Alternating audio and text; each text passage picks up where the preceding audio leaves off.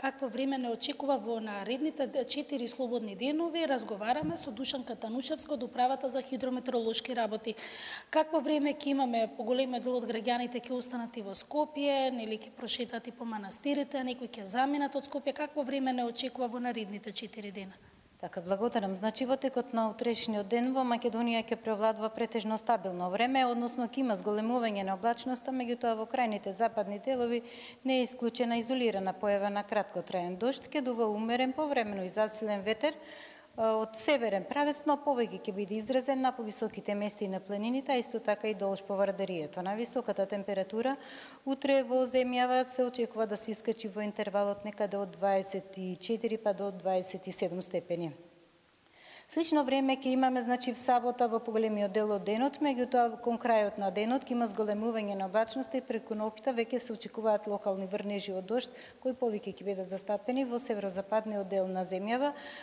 Во сабота во попладневните часови не е исклучена и изолирана појава на краткотраен дожд со грмежи, меѓутоа в недела на повеќе места ќе има нестабилна облачност со порен дожд, грмежи и со засилување на ветерот.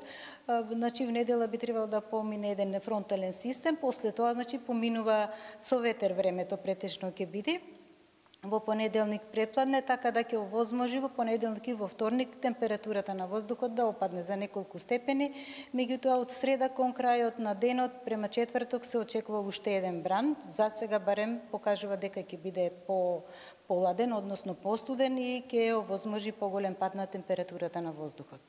А така, какви ќе бидат температурите овие денови? Кажавме дека ќе има променливо време, дали ќе има пад на температурите? Па нема да има некој значителен пад, можеби на долу на југоисточните делови за 1 до 2 степени ќе опадне, значи до 26-27 степени ќе достигнува, а потоа после овој бран, значи после заладувањето и после кога ќе се стабилизира времето, тогаш ќе имаме поголем пад на температурата. Ви благодарам за гостувањето.